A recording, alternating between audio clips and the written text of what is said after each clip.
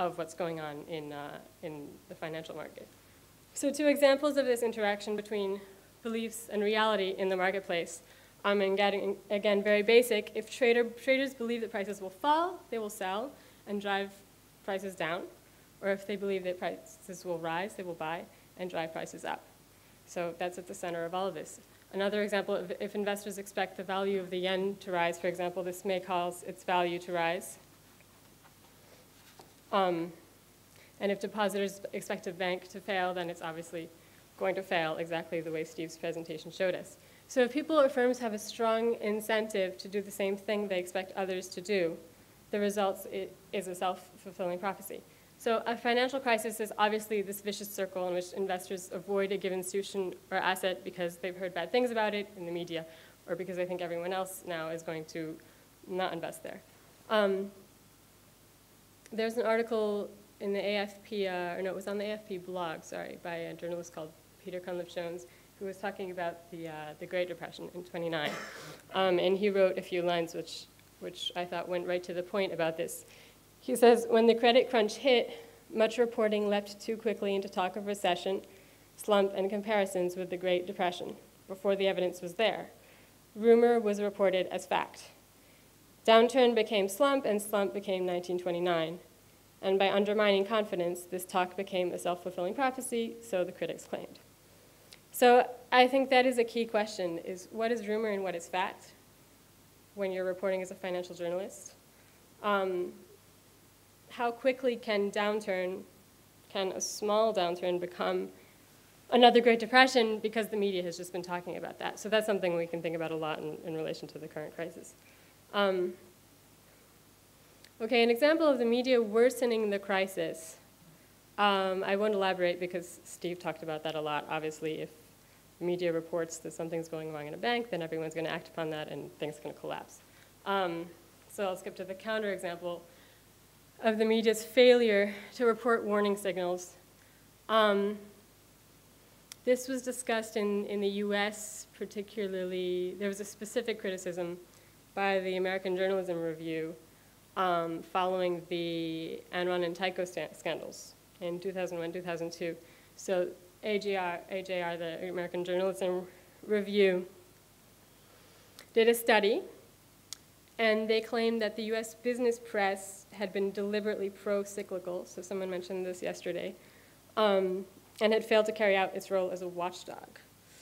That's another huge question in ethics. Should a journalist be a watchdog, a policy watchdog, society watchdog, or should we just report straight facts? So AJR did this study, and they studied articles that had appeared in the Wall Street Journal, Business Week, and the Washington Post, top business publications.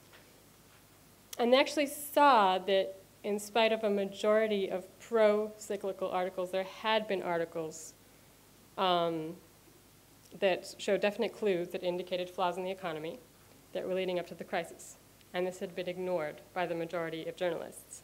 So that's something that came up in a conversation last night I was having with a few of you as well. I remembered in the course of the conversation specifically that in 2004, I had read multiple times in The Economist that, well, in the US, the housing bubble was going to burst, but basically the financial market was going to burst. And you think, well, if the media was reporting on this, why didn't somebody do something? Why didn't the other journalists report more on it? If one journalist starts reporting on it, perhaps people can pick up on it and do more.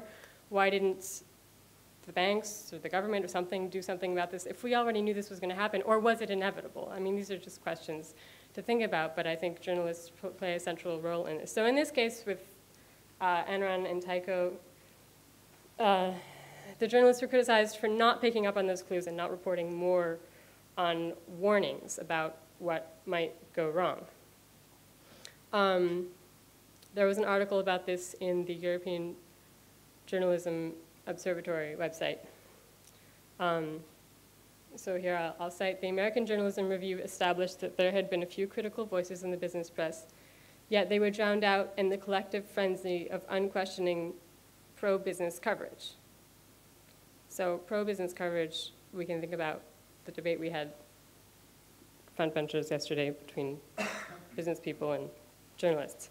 So they were criticized for pro-business courage. Long before the Enron and Tyco scandals, we were warned of fraudulent and shady bookkeeping tricks.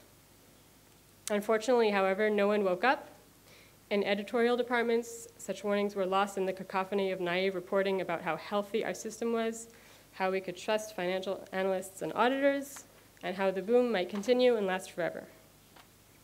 So that little passage from the European Journalism Observatory website highlights another aspect that we work on in our media training at my organization, is mediating between editors, reporters, everyone who's acting in the newsroom or in the television newsrooms.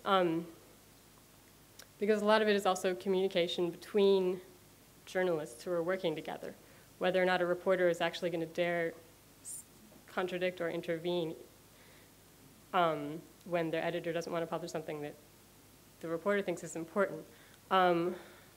If a journalist has an important piece of information and just publishes a short sideline about it, does he or she have maybe the responsibility to, if he or she really thinks it's important, to say that to the editors and to have conjure up a meeting about it and get it to be on the front headlines? So these are questions of, I think it's not only between the journalists and the financial institutions or bankers and policymakers, I think it's also among the journalists within the newsroom, and that's something we try to promote a lot at SEAM.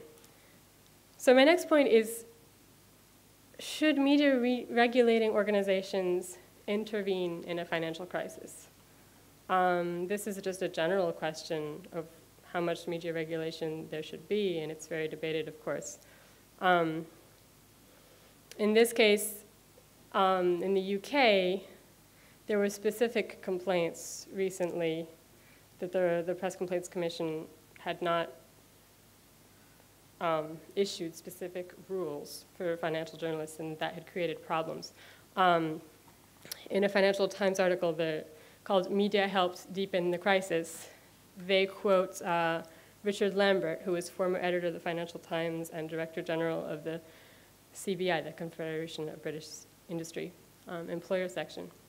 So Richard Lambert criticized the Press Complaints Commission in the UK for failing to interfere with reporting that had worsened the financial crisis. So this is just an example of this kind of criticism could happen anywhere. He claimed that the unsubstantiated rumors had been spread about banks that were having difficulties, just like the Northern Rock issue, and that the Press Complaints Commission should have issued guidelines to business journalists in order to ensure accurate information. So this is a huge question. I mean, should a regulatory institution be issuing guidelines?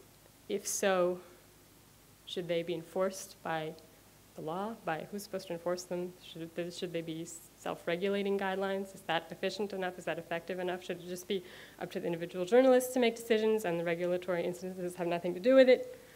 So those are the questions. The Financial Times article says, there had been stories that had alarmed savers with melodramatic language, unsourced quotes, and suggestions that problems in one institution were spreading to others.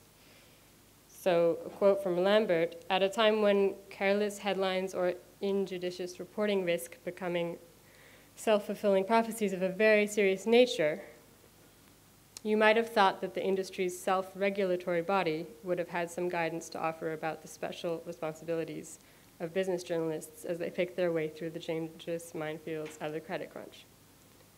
So, and then they say, Mr. Lambert called on journalists to check the quality and accuracy of their information in such difficult times and to avoid words such as panic, fear, and chaos. Okay, so special responsibilities of business journalists. What are those? I mean, do journalists have special responsibilities during a financial crisis? I mean, I find this passage in the Financial Times a little bit contradictory because they say at the end that Mr. Lambert called on journalists to check the quality and accuracy of their information. But if you're a financial journalist and you report quality, accurate, objective facts, that can still create a lot of chaos.